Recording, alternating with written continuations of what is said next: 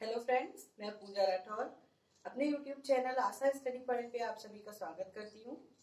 शब्द विचार के अंतर्गत हम तत्सम और तद्भव शब्द पढ़ चुके हैं। इसके बाद हम देशज और विदेशज शब्द पढ़ चुके हैं जो कि उत्पत्ति के आधार पर होते हैं। इसके बाद हमारा जो नेक्स्ट वर्गीकरण आता है शब्द विचार में, रचना या बनावट के आधार पर शब्द के कितने भेद होते हैं या रचना या बनावट के आधार पर शब्द कितने प्रकार के होते हैं।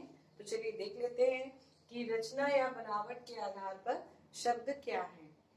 तो सबसे इसकी परिभाषा से तो क्वेश्चन नहीं बनता, फिर भी आप देख लें। शब्दों अथवा वर्णों के मेल से नए शब्द बनाने की प्रक्रिया रचना या बनावट कहलाती है। ठीक, इसके आधार पर हमारे शब्द जो हैं वो तीन प्रकार के होते हैं। एक होता है रूढ़ शब्द, उसके बाद यौगिक शब्द और तीसरा होता है योग रूढ़ शब्द। प्रश्न कहाँ से बनेगा? तो पहला प्रश्न यही बनता है कि रचना या बनावट के आधार पर शब्दों के कितने भेद होते हैं या कितने प्रकार होते हैं या ये कितने होते हैं। तो ठीक 3 प्रकार होते हैं। उसके बाद आपसे एक और प्रश्न बना सकता है कि दिए गए शब्दों में से कौन सा रचना या बनावट के आधार पर शब्द का भेद नहीं है। ठीक, तो मान लीजिए उसने आपको दिया रूढ़ शब्द, यौगिक शब्द, तत्सम शब्द और योग रूढ़ शब्द। बहुत ही सरल प्रश्न है लेकिन कभी कभी क्लिक नहीं करता उस समय।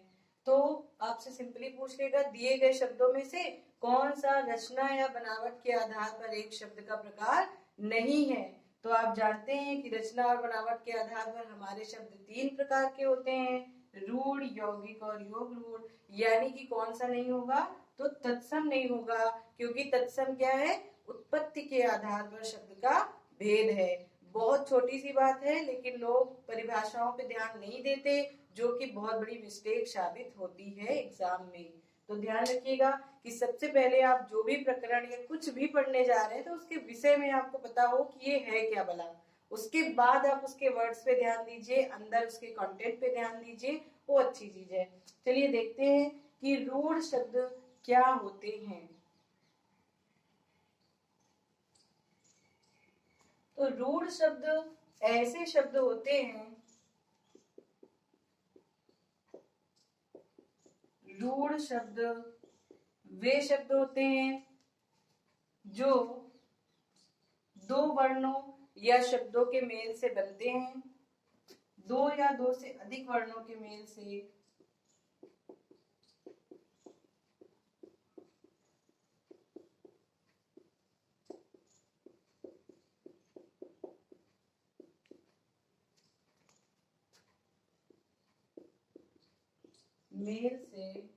बनते हैं किंतु अगर हम इनका खंड करें या इन्हें तोड़ें तो इनका कोई सार्थक अर्थ नहीं निकलता। ठीक, इनका विभाजन या इनका खंड करने पर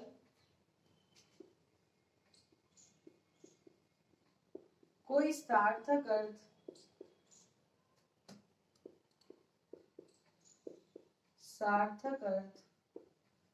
नहीं निकलता।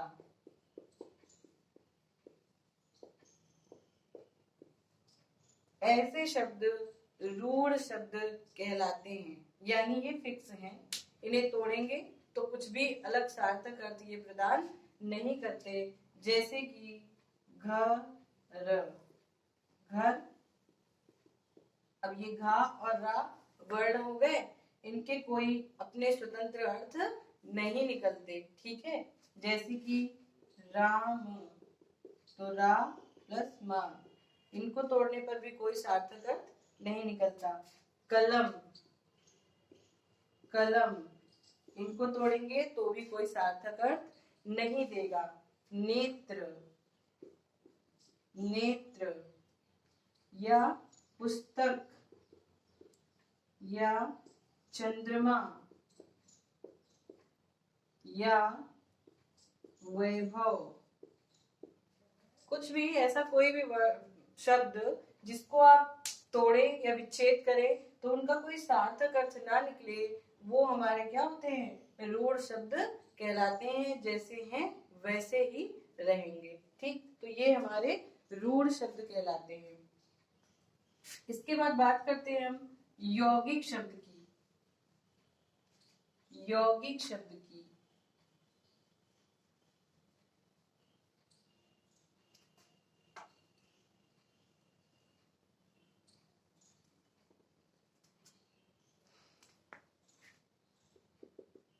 यौगिक शब्द, यौगिक का अर्थ क्या होता है?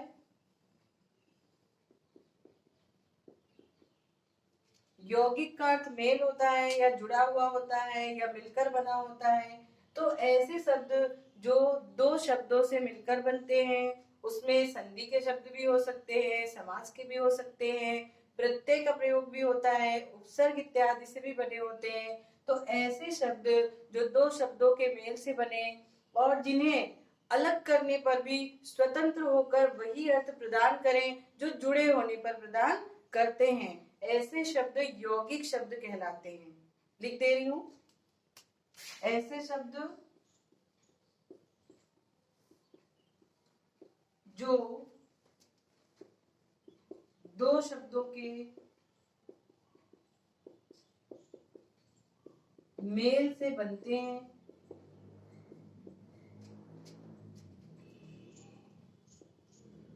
मेल से बनते हैं, जो अलग होकर भी वही अर्थ प्रदान करते हैं,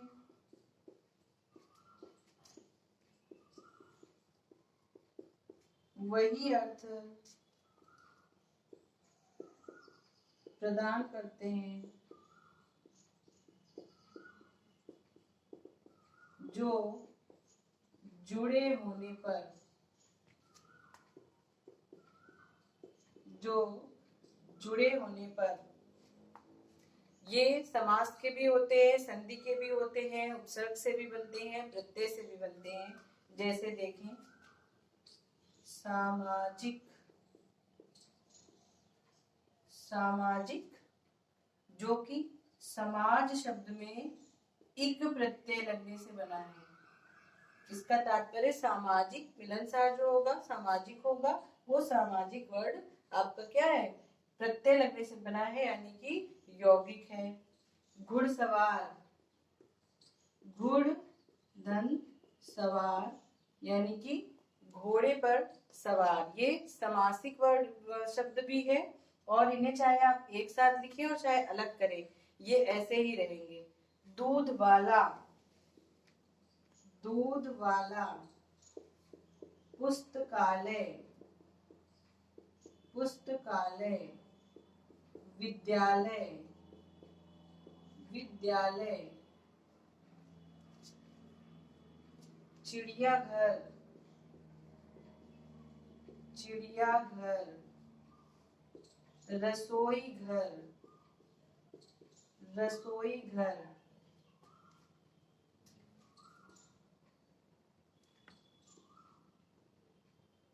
प्रत्युपकार।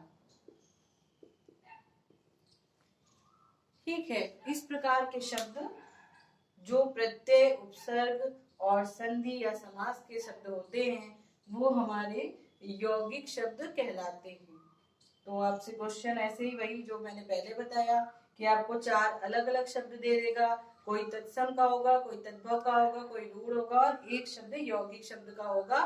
तो पूछेगा दिए गए शब्दों में से यौगिक शब्द कौन है। अभी जब हमारा शब्द विचार चैप्टर खत्म होगा तो मैं इस पे सारे आधारित जो भी प्रश्न होंगे उनका एक वीडियो बना दूंगी। ठीक है, इसके बाद देखें योग रूढ़ शब्द।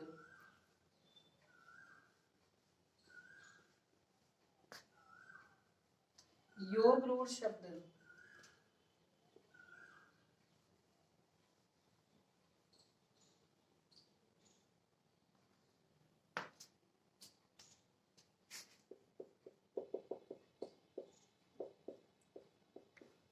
योग रूढ़ शब्द, सबसे पहले इसकी परिभाषा समझ लेते हैं। योग रूढ़ शब्द किन्हें कहा जाता है? तो योग रूढ़ शब्द वे शब्द होते हैं, ऐसे शब्द जो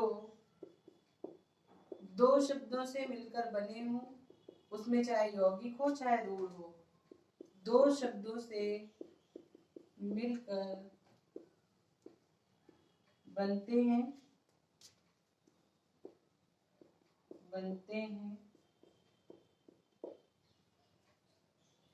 परंतु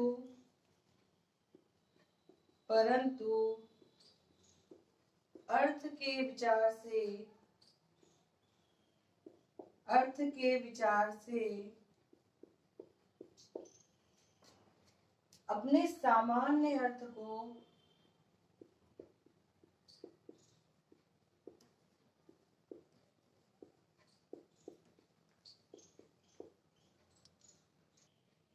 माफ करें दोस्तों, थोड़ा टेक्निकल प्रॉब्लम थी। देखिए, योग रूढ़ शब्द पे हम चर्चा कर रहे थे। तो योग रूढ़ शब्द कौन से होते हैं? ऐसे शब्द जो दो शब्दों से मिलकर तो बनते हैं, चाहे वो यौगिक हो चाहे रूढ़ हो, दो शब्दों से मिलकर बनते हैं, लेकिन ये उस शब्द का अर्थ न प्रदान करके एक तीसरा अर्थ प्रदान करते हैं, यानी ये किसी तीसरे शब्द विशेष की ओर अर्थ प्रदान करते हैं। जैसे पंकज, पंकज से तात्पर्य है पंक धन जा, यानी कि कीचड़ में उत्पन्न होने वाले प्रत्येक चीज। ठीक, यानी कि पंकज का अर्थ है कीचड़ में जन्मा या उत्पत्ति होना। तो ऐसा तो नहीं है कि कीचड़ या पानी में बहुत सारी चीजें और भी उत्पन्न होती हैं, लेकिन पंकज शब्द जो है किसके लिए रूढ़ है? कमल के लिए। तो ये ऐसे शब्द होते हैं जो अपना शाब्दिक अर्थ ना देकर कोई तीसरा या विशेष अर्थ प्रदान करते हैं। ये जनरली बहुब्रीहि समास के सभी उदाहरण जो हैं आपके योग रूढ़ शब्दों के उदाहरण कहलाते हैं। जैसे देखें, लंबोदर,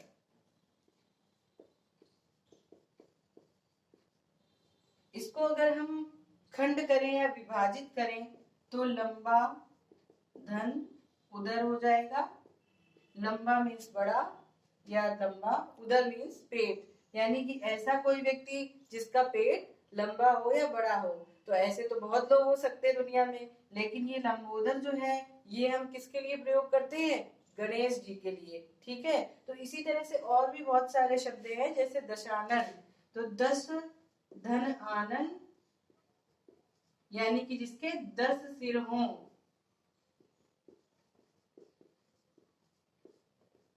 अब दुनिया में तो किसी और के भी हो सकते हैं, लेकिन दशानन जो है वो किसके लिए प्रचलित है?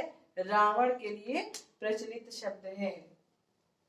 इसी तरह से आपके और भी शब्द हैं, जैसे चक्रपाणी, पीतांबर, चक्रपाणी यानी कि चक्र धन पाणी, चक्र का मतलब चक्र, पाणी का अर्थ हाथ, यानी कि जिनके हाथ में चक्र है, अर्थात विष्णु जी। ठीक, तो ये विष्णु जी के लिए रूढ़ हो गया। चार पाई, अब चार पाई का मतलब ऐसी कोई भी चीज जिसमें चार पैर हों। तो चार पाई तो कई चीजों में हो सकती, कुर्सी में भी होता है, गाय में भी होते हैं, लेकिन चार पाई का तात्पर्य हम सिर्फ खटिया से लगाते हैं। तो ये कुछ रूढ़ शब्द हो जाते हैं जो योग रूढ़ शब्द कहलाते हैं, जो किसी एक के लिए फिक्स हो गए, यानी विशेष अर्थ प्रदान करने वाले शब्द।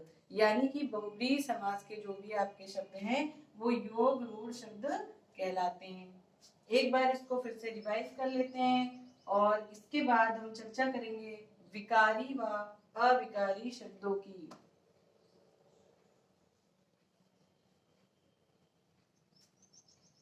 तो पहला प्रश्न हमारा कहाँ से बनता है? रचना या बनावट के आधार पर कितने प्रकार के शब्द पाए जाते हैं? तो 3 प्रकार के पाए जाते हैं, रूढ़, यौगिक और योग रूढ़। अब रूढ़ शब्द क्या होते हैं? वे शब्द जो दो वर्णों के मेल से बने लेकिन जिनका कोई सार्थक अर्थ ना निकले उनका खंड करने पर। यौगिक शब्द जो दो शब्दों या वर्णों के मेल से बने किंतु वे विभाजित होकर भी वही अर्थ प्रदान करे जो जुड़े होने पर देते हैं। योग रूढ़ शब्द क्या होते हैं? जो दो यौगिक या रूढ़ शब्दों से मिलकर बनते हैं, किंतु ये अपना शाब्दिक अर्थ ना देकर किसी तीसरे विशेष अर्थ को प्रदान करते हैं, वे योग रूढ़ कहलाते हैं। तो ये हो गए हमारे रूढ़, यौगिक और योग रूढ़, जो कि महत्वपूर्ण है एग्जाम की दृष्टि से, इनको ध्यान रखिएगा। नेक्स्ट वीडियो हम लोग देखते हैं विकारी और अविकारी शब्दों पर। Thank you. अगर वीडियो पसंद आए तो लाइक और सब्सक्राइब करना ना भूलें।